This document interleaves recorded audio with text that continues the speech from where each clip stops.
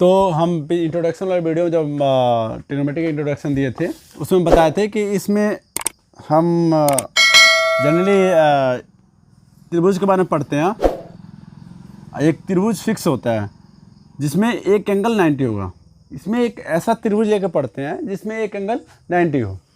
अब नाम रख दे तो नाम इसका रखेंगे तो नाम ए बी सी, मतलब कोण बी 90 हो, कोण बी 90 हो। इंट्रोडक्शन वाला वीडियो में बता रखे थे हम कि इसमें एक खासकर त्रिभुज के बारे में पढ़ते हैं, एक मतलब बहुत जैसे कहते हैं ना, एक बहुत इंपॉर्टेंट त्रिभुज के बारे में पढ़ते हैं जिसका एक एंगल 90 हो, एक कोण 90 अंश का हो। ठीक है, 90 अंश का जहाँ कोण होता है वहाँ समकोण बोलते हैं, ये तो पता होना चाहिए। 90 अंश कोण को समकोण कहते हैं।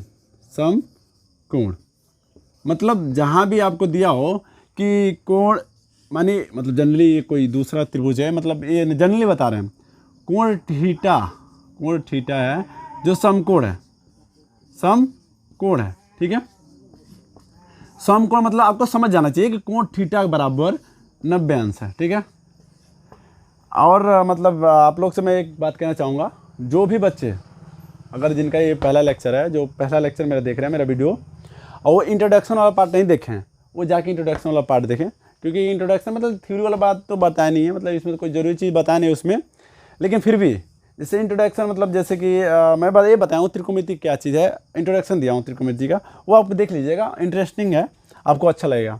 ठीक है, आप जाके देख लीजिएगा।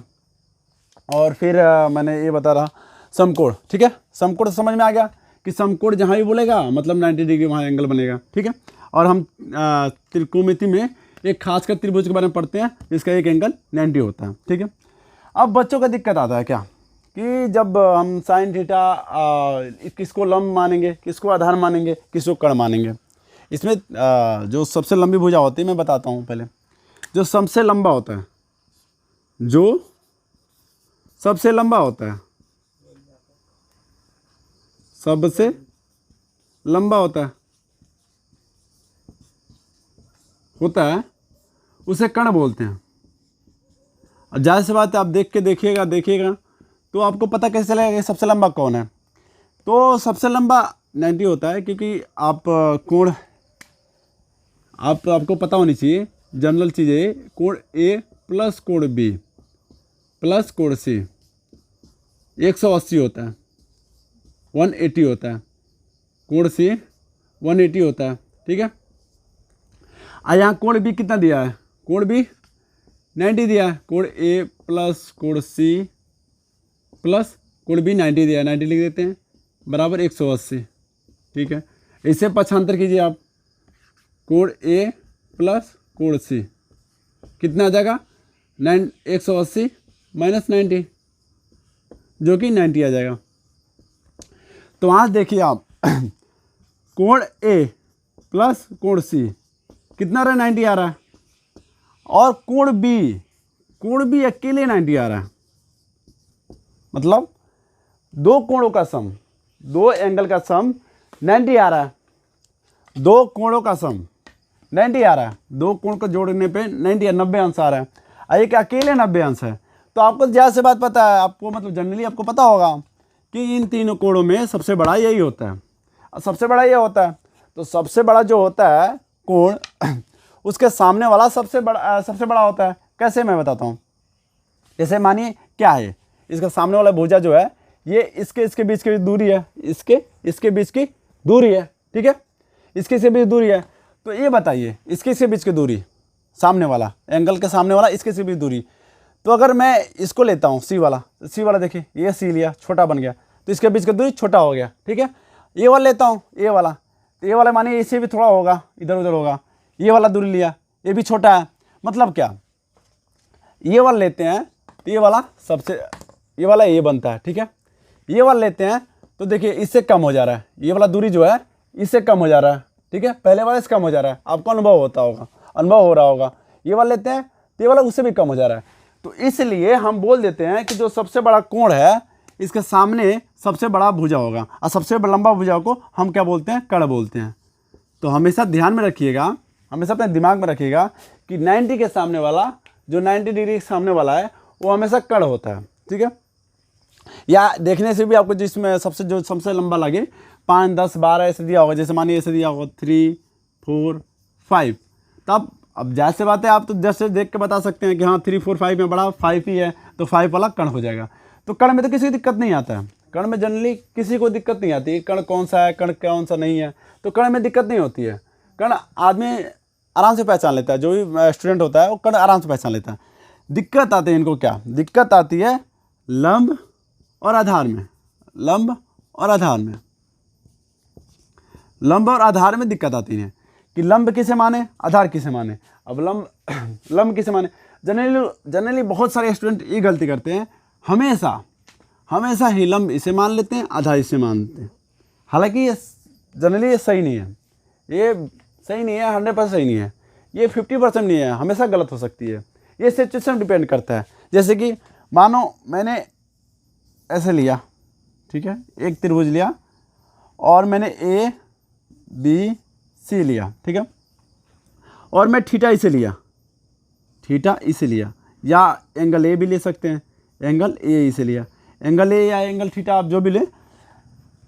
तो क्या है कि मतलब अगर एंगल ए इसे लेते हैं तो इसके लिए, इस कोण के लिए एक मतलब एक फिक्स कोण के लिए, इस कोण के लिए लंब ये हो जाएगा और आधार ये हो जाएगा।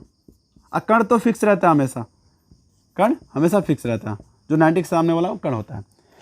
और जनरली बच्चे क्या करते हैं, हमेशा लंब इसे लेते हैं। क्यों लेते हैं कि बहुत सारे क्वेश्चन उनका देखेगा, उनके किताब में, तो थीटा यहाँ लिया होता है, ए बी सी, थीटा यहाँ लिया होता है, तो थीटा जब यहाँ लेंगे तो ये वाला लंब हो जाएगा, इसके सामने वाला लंब होगा, ऐसे सटा हुआ आधा होगा, और कण तो फिक्स है, कण 90 के सामने वाला कण होगा, ठीक है।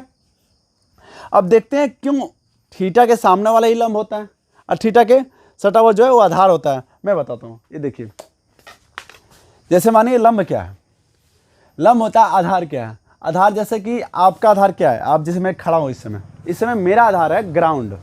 मेरा आधार क्या है, मेरा आधार है ग्राउंड, ठीक है, मेरा आधार है ये जमी धरती जो है वो मेरा आधार है जिसमें मैं खड़ा हूँ। तो मेरा आधार ये है और मेरे आँख जो माने मेरा आँख ये सामने दिख रहा है, मेरे आँख से ये सामने दिख रहा है, ठीक है। तो लंब मतलब होता है, लंब मतलब क्या होता है, लंब पहली बात है जैसे एक भुजा है, इस पर एक मानिए कि भुजा, ये भुजा है, ठीक है, इस पर लंब क्या है, इसके लंब ये है, इससे जो 90 डिग्री एंगल बना हुआ है, ये भुजा से जो 90 डिग्री एंगल बना हुआ है, 90 डिग्री एंगल पता है आपको, एकदम इस रेखा के परपेंडिकुलर जाएगी, मतलब 90 अंश का कोण बनाएगी, दोनों तरफ 90 अंश कोण बना रही है, ठीक है। तो ये लंब होता है, ठीक है। तो मैं जब आँख से देख रहा हूँ, ये रहा आँख से देख रहा हूँ, ठीक है, जब मैंने आँख से देखा यहाँ से, ये सामने वाला लंब है। क्यों, क्योंकि मेरे आँख से जो एकदम ये समांतर जा रहा है और इस पर ये खड़ा हुआ है, ठीक है, तो ये लंब है। तो मतलब ये आँख जो है ना, ये आँख ही थीटा होता है, थीटा ये आँख ही होता है। तो ये आँख जो है ये थीटा है। तो जब आँख के जो सामने दिखे दीवार की तरह, जैसे कि मानिए ये वाला एंगल है, ये एंगल आप इमेजिन कीजिए, आप मतलब अपने मन में सोचिए, अपने दिमाग में सोचिए। जब आप ये ले रहे हैं तो आधार क्या है, ये वाला आधार है, ठीक है। इस पर देखिए तो एक दीवार जैसे जो आगे दिख रहा है यही लंब होता है, दीवार के जैसे कौन दिख रहा है, ये दिख रहा है, तो ये लंब हो जाएगा, ठीक है। तो लंब आधार समझ में आ गया। जब थीटा यहाँ माने तो आँख यहाँ पे है, ठीक है। कण तो जाहिर सी बात है जो 90 डिग्री बन रहा है, ये 90 डिग्री बन रहा है, ये वाला जो एंगल, ये जो भुजा आ रहा है यहाँ से जो मिला रहा है, ये कण होगा। तो कण में तो कोई दिक्कत नहीं है, लंब और आधार में ही दिक्कत होता है। तो लंब आधार तो समझ में आ गया कि थीटा को अपनी आँख मान लीजिए और अपने सामने एक ऐसी रेखा आएगी, जैसे थीटा आप मान लीजिए, जैसे थीटा आप मानिए ये ले रहे हैं, ये वाला थीटा ले रहे हैं, ठीक है। तो इस वाला थीटा को है कि आपकी आधार मतलब आप जो है ना ऐसे खड़े हैं, आप ऐसे खड़े हैं, मतलब मैं जैसे बताऊं कि आप ये जो है ना ऐसे खड़े हैं, ऐसे जैसे कि ऐसा दीवार है, ये दीवार है, इसके सामने ऐसे खड़े हुए हैं। तो आँख आपका ऐसे है, ठीक है, आँख ऐसे है, तो आपका क्या है, आपका ये है, ये आँख ऐसे है, ठीक है, आँख ऐसे है। तो आपका दीवार के सामने कैसे दिखे, दीवार जैसे कौन दिख रहा है, ये दिख रहा है, दीवार जैसे ये दिख रहा है ना, तो ये लंब हो जाएगा और ये आधार हो जाएगा। तो आई होप कि मतलब मेरे को ऐसा विश्वास है कि आपको समझ में आ गया होगा कि लंब आधार कैसे मानना है और कैसे, कौन सा लंब होता है, कौन सा आधार होता है, ठीक है। अगर नहीं समझ में आया तो जाहिर सी बात है एक जनरल तरीका बताता हूँ कि जो थीटा है, जैसे कि मानिए इस एक त्रिभुज है, ठीक है, इस त्रिभुज में अगर कोण एक बार में बांट हो रही है, एक त्रिभुज लेता हूँ मैं, ठीक है, इस त्रिभुज में इस ए बी सी, अगर ए के बारे में डिस्कशन हो रही है, डिस्कशन जैसे कोई क्वेश्चन ए से रिलेटेड पूछ रहा है, ए से, ठीक है, तो ए से रिलेटेड पूछ रहा है, तो ए का सामने वाला हमेशा लंब होता है, और 90 के सामने वाला तो कर्ण होता ही होता है। 90 के सामने जो भुजा पड़ रही है इससे तो कर्ण हमेशा ही होता है, इसमें कोई दिक्कत नहीं है। लंब और आधार में ही दिक्कत आता है बच्चों की। तो जो ए का सामने वाला है, जैसे ए के बारे में डिस्कशन हो रहा है, क्वेश्चन में जैसे पूछा हो रहा है साइन ए, साइन बी, साइन टेन ए, टेन बी, या मतलब एंगल जो है, जो कोण है वो ए ही लिया हो, तो ए के लिए ये सामने वाला लंब होता है, और जो सटा हुआ कर्ण है तो ये होता है, आई जो बचा हुआ है वो आधार हो जाता है, या जो सटा हुआ है वो आधार हो जाता है, ठीक है। ऐसे ही अगर हम थीटा यहाँ लेते हैं, थीटा यहाँ लेते हैं, तो थीटा का सामने कौन पड़ रहा है, ये पड़ रहा है, ये वाला भुजा पड़ रहा है, तो ये लंब हो जाएगा, ठीक है। और जो थीटा का सटा हुआ है ये आधार है, क्योंकि जो थीटा का सटा हुआ आधार है, ये लंब है, जो सामने पड़े वो लंब, ये तो कर्ण फिक्स है, 90 के सामने कर्ण फिक्स है, आधार ये हो जाएगा, ठीक है। आई होप लंब, आधार और कर्ण समझ में आ गया होगा आपको कि लंब किसे लेना है, आधार किसे लेना है, कर्ण किसे लेना है, ठीक है। तो फिर मैं आपको नेक्स्ट वीडियो में ये समझाऊंगा साइन थीटा क्या है, टेन थीटा क्या है और क्या क्या है। ये आप अपने समझ के मतलब आप उतार लेना, क्योंकि उतारे रहोगे जब रिवाइज करोगे तो समझ में आएगा हम कैसे समझे थे उस समय, ठीक है। तो इसे वीडियो पॉज करके आप इस पूरा तस्वीर को उतार लेना अपने हिसाब से, कैसे उतारना वो आप समझिए, ठीक है। Okay bye.